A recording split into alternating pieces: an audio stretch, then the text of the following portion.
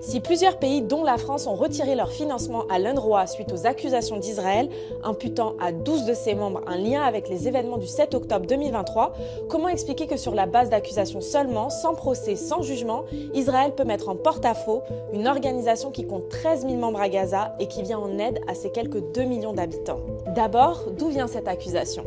D'un article rédigé entre autres par Carrie Kellerlin qui dit que selon les services secrets israéliens, 10% des membres de l'UNRWA ont un lien avec les événements du 7 octobre.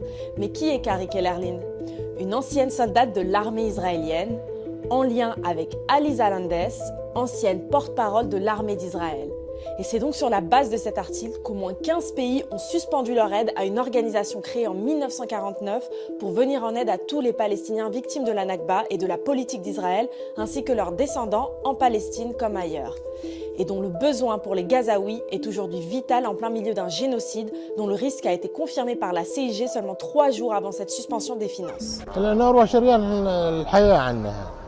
الأنوروا هي طب مين بده يطعمينا مين بده يشربنا بعد الحرب وبعد يعني وهو قرار يعاقب الجميع إن كان ما يقولونه حقيقة إنه في 12 موظف شاركوا وحقهم بالأخير بحكي إنه والله ناس بدافعوا عن أرضهم مش بدينهم ولكن أنت ما بتحاسب 7 مليون فلسطيني هذا العقاب الجماعي.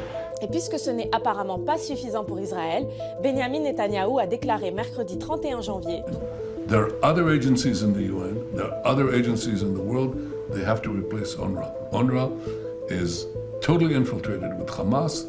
It has been in the service of Hamas, in its schools, and in many other things. Donc sans autre preuve que leur bonne parole, l'UNRWA devrait carrément ne plus exister. Mais peut-on se fier à la parole du gouvernement israélien? Depuis le début des attaques d'Israël sur Gaza, on a bien vu que c'était plutôt compliqué.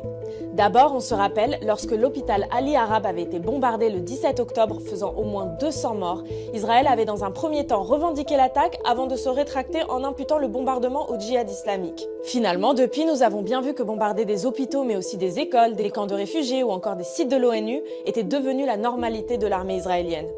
Avant cela, on avait aussi eu la légende des 40 bébés décapités par le Hamas, née sur la chaîne israélienne I24 et qui avait même été repris jusqu'à la Maison Blanche par le président des États-Unis.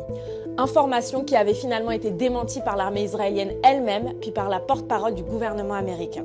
Depuis novembre, Israël accuse le Hamas d'avoir commis des viols le 7 octobre. Pourtant, Tel Aviv refuse d'autoriser la commission de l'ONU à y enquêter, l'accusant d'être antisémite. Et concernant l'UNRWA, la chaîne britannique Sky News a consulté le rapport des services de renseignement israéliens.